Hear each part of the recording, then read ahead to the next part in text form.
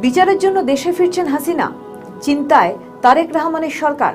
24শে গণ অভ্যুত্থানের মুখে বাংলাদেশের ক্ষমতাচ্যুত প্রধানমন্ত্রী শেখ হাসিনা দেশ ছেড়ে যাওয়ার পর বিভিন্ন সময় তার রাজনীতিতে ফেরা না ফেরার প্রশ্ন আলোচনায় এসেছে।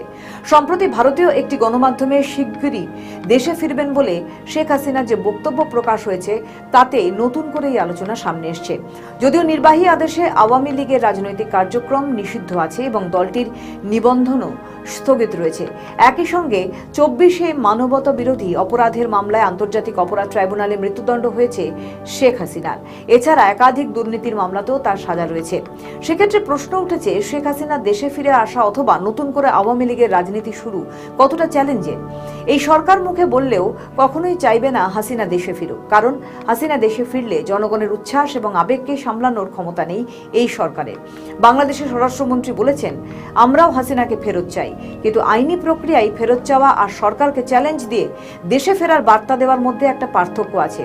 জনগণ এখন এই সরকারের উপর এতটাই ক্ষিপ্ত যে তারা এখন সালাউদ্দিন সাহেবকেও ভুয়া স্লোগান দিয়ে বুঝিয়ে দিচ্ছেন তারা কি চায়। এখন পর্যন্ত কোনো বিচারই করতে পারেনি এই সরকার, তাই নিয়ে অনেক ক্ষোভ বিক্ষোভ তো আছেই। তারই মাঝে একটি 7 বছরের শিশু রামিসার নির্মম ধর্ষণ এবং খুন সাধারণ মানুষকে মাঠে নামিয়ে দিয়েছে এই সরকারের বিরুদ্ধে। রামিসার বাবার একটি বক্তব্য নাড়িয়ে দিয়েছে গোটা বাংলাদেশকে। তিনি বলেছেন, আমি বিচার চাই না, আপনারা বিচার করতে পারবেন না। শিশুদেরকে ধর্ষণ করা হচ্ছে এবং বাবা বিচার চাওয়া বন্ধ করে দিয়েছে। বাবা বিচার চাচ্ছে না কি কারণে? বাবা বিচার চাচ্ছে না কারণ এই বিচার ব্যবস্থার উপরে বাবার বিশ্বাস নেই।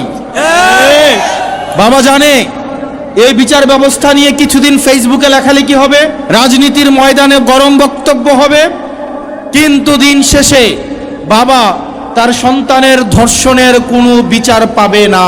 অনেকেই বলছেন, রামিসার খবরকে মানুষের মন থেকে মুছে দিতে এনসিপির জনপ্রিয় মুখ নাসিরউদ্দিন পাটোয়ারির উপর ডিম ছোড়া হয়, যদিও আসল উদ্দেশ্য ছিল তাকেও হত্যা করা। যারা আক্রমণ করেছিল তাদের হাতেও নাকি অস্ত্র ছিল বলে অভিযোগ। আর ঠিক এই সময় হাসিনার ফেরার বার্তা এবং বিচারের মুখোমুখি দাঁড়ানোর ঘোষণার একদিকে আওয়ামী লীগ কর্মীদের মনোবল বৃদ্ধি পাচ্ছে, অন্যদিকে হাসিনার আতঙ্কে ইউনূস বাহিনী।